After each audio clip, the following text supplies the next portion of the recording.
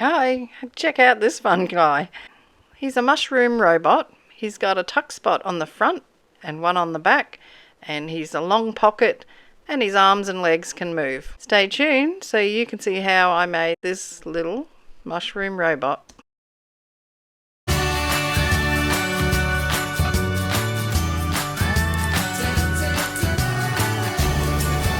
Hi everyone, it's Lee here. Thanks for joining me again. Today is the 14th of December. I was going to say the 14th of robots then. 14th of December, which means the prompt for today is mushroom robots. Okay, so we're doing Dephemerember. So Dephemerember is a mashup of ephemera and December to make Dephemerember. It's an open challenge hosted by Barbara from 49 Dragonflies and Louise Heinzel. So anyone can join in, and I hope you will, because this is so much fun. And you know, when I saw the prompt mushroom robots, I'm thinking, is some crazy person making up these prompts? Because there's been some weird ones. So mushroom robots. So I started thinking, well, if there was a mushroom robot, what might such a creature look like? So perhaps he would look something like this. Let me zoom in so you can see what I drew. So I just sketched up a little plan of how a mushroom robot might look. And from that, I transferred it onto this paper. It looks awfully bright. Let me see if I can turn this light down a bit. Is that better? Okay, so this is actually what I'm going to cut out to make my mushroom robot. I'm not making robots, I'm only doing one. So we need to cut those ones by 2 and the 2 legs. And I'm going to attach them with brads so that they will move backwards and forwards, or the hand can move up and down. Okay, so I've cut out all the pieces, and that's sort of what it's going to look like. He needs to be coloured. He's a bit bland, and he also needs to serve some purpose of some sort. So I'm going to colour him in, and then I'm going to think about what he can actually be. I coloured my mushroom in with watercolour paints, and then using my awl, I poked holes through the legs and the body and attached them with brads, and then did the same thing with the arms. And once I get it together, I pull it apart again because I decide that I want to colour it up a little bit more.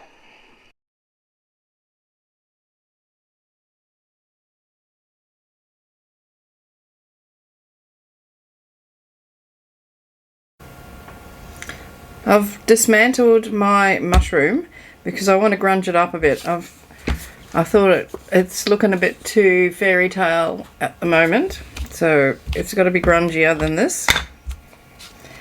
This is black soot.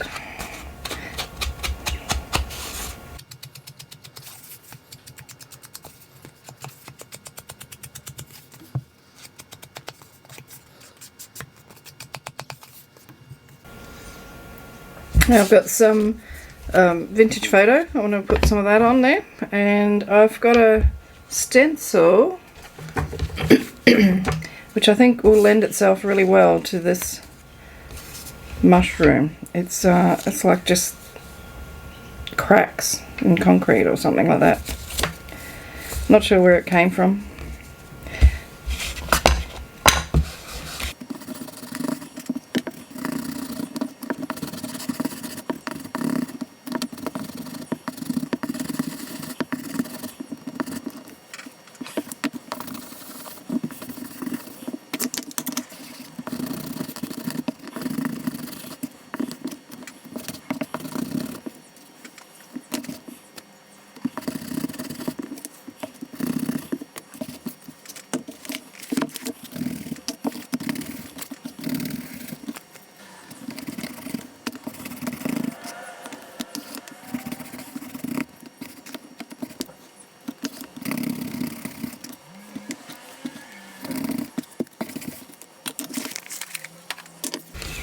Now I want to emboss this, with just a clear embossing powder.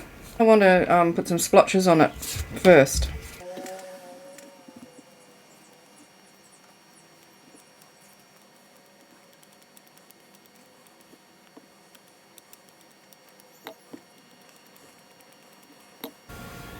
Alright, so I'll put them aside to dry, and I'm going to make a card or a pocket out of one of these book pages that I previously have painted with watercolour paints. Some of them are doubled, like 2 pages stuck together.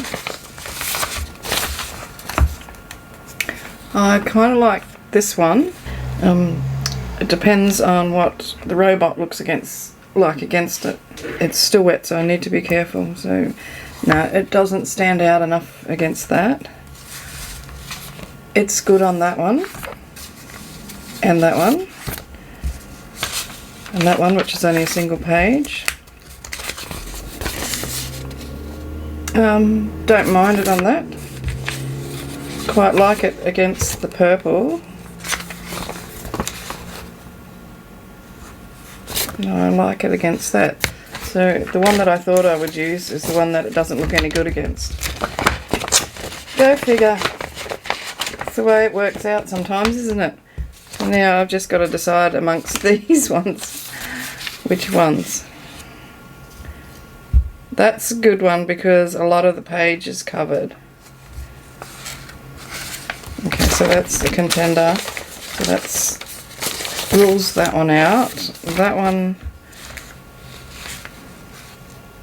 no, I could do better than that. Yeah, we've got 3 yellow ones. That's a single page, so that's out. Not that one. So we're down to a choice of 2. So I've got the yellow one and I've got the purple one.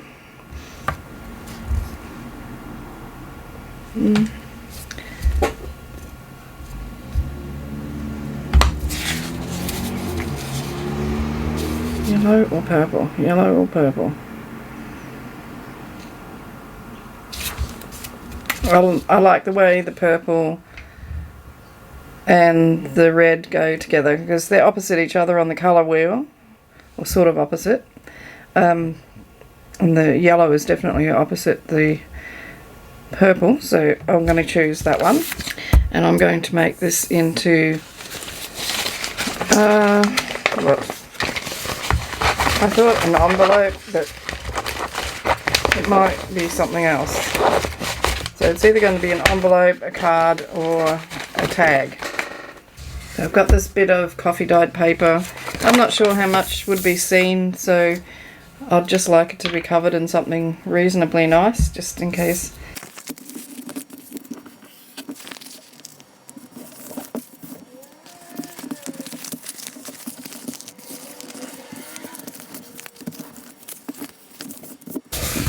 So I was just folding this bit here back because I was going to cut it off, and then I thought, why not leave it there as a tuck spot? I think it should work fine.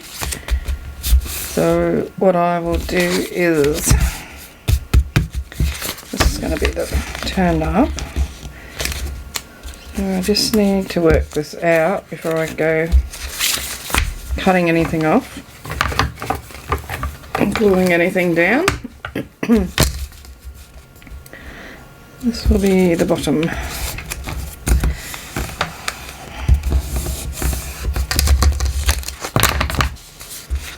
Like so. My mushroom is going to go over this side on the robot. Yeah, so then it's going to be out of the way of anything that's happening here. So I just want to trim off some of that.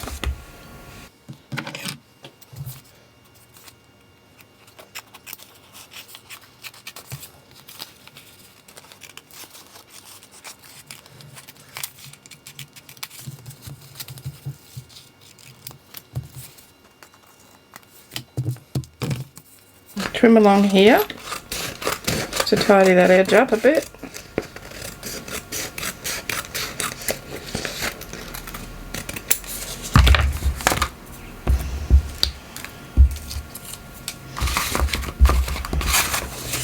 And I want to put a thumb notch there.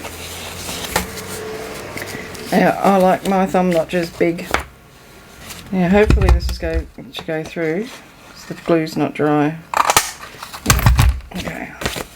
So after all that, we didn't end up seeing very much of that background paper at all. A little bit on the back here. Okay, so now I can glue it together. And I want to use my art glitter glue to do that. If I can find it. It was here a moment ago. Just going to put a little bead of glue, whoopsie, along here. Oh, come on.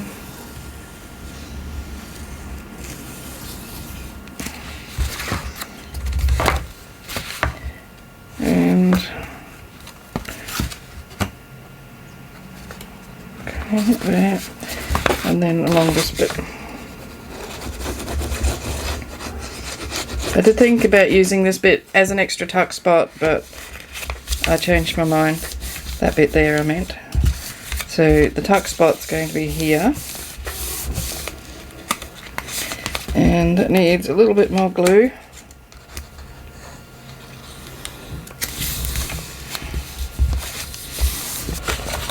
Okay, I'm going to cut a bit of this tea bag off and then I'm going to stitch it onto the side of that.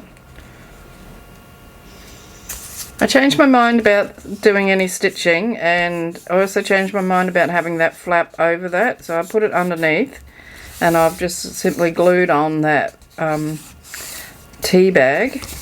So that's basically the envelope structure made. So it's a tuck spot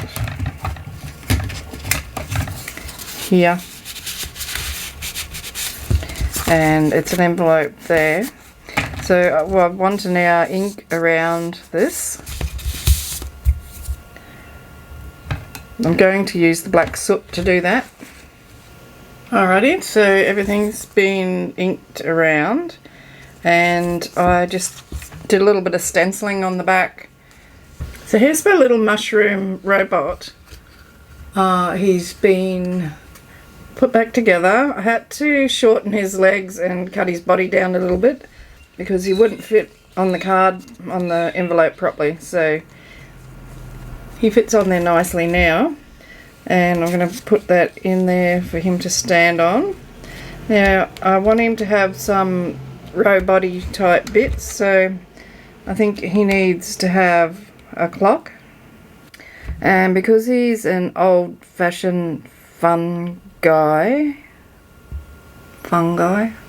fungi, he's a fungi and he's old-fashioned, so he's going to do all his calculations with abacuses. Abacuses.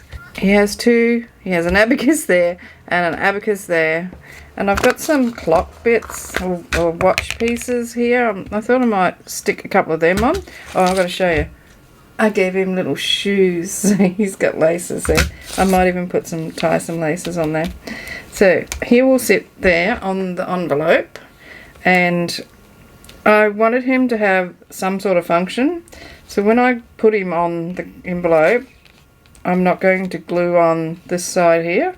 So hopefully he will work as a tuck spot. I'm going to use a piece of this negative that Di sent me to make a control panel for him.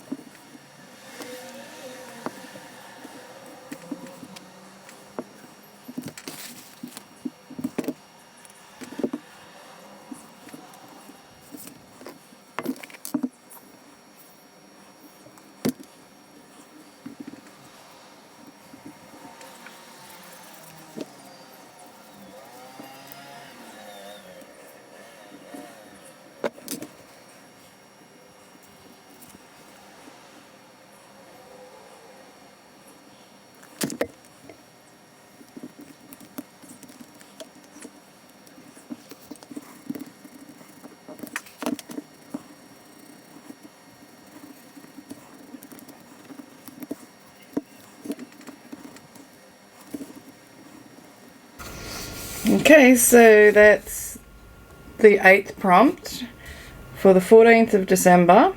Mushroom robots. So I did a mushroom robot. Only one. Here he is here. He's got arms that can move, and he can move his legs if he wants to. This arm is holding his abacus because he's an old-fashioned computer. He does things the long way. He's got his little control panel there. He's wearing his little lace-up shoes, and he has time up there on his little analog clock. When I glued him on, I'd left this side open so it can be a tuck spot. The body of the envelope is made, or the pocket is made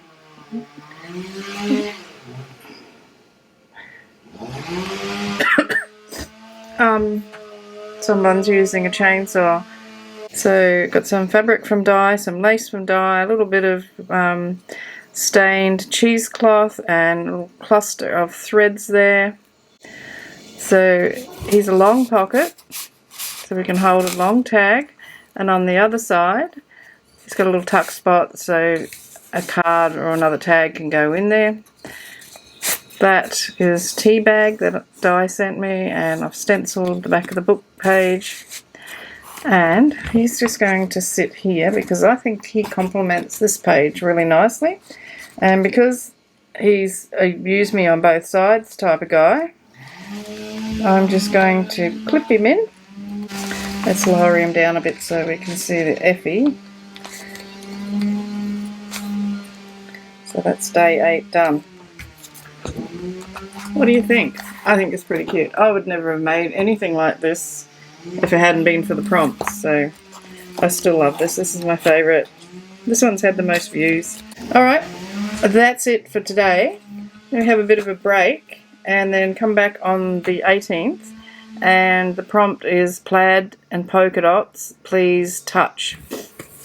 That suggests to me that it has to be something that has texture of some sort on it, so we'll see what happens when that comes around. So here we go. There's my mushroom robot. Thanks for watching. Don't forget to give me a thumbs up or a thumbs down. But if you feel that you have to give me a thumbs down, you just go right on ahead and do that. I've been getting some fantastic and really heartwarming comments, and that makes me feel so grateful. And yeah, I can't wait to make my next video for you. So until then, happy crafting. Hope this has given you some ideas and that you will leave me a comment. Subscribe if you're not already subscribed. Give me a thumbs up. Till then, it's hugs and cheers from Australia. Hooroo!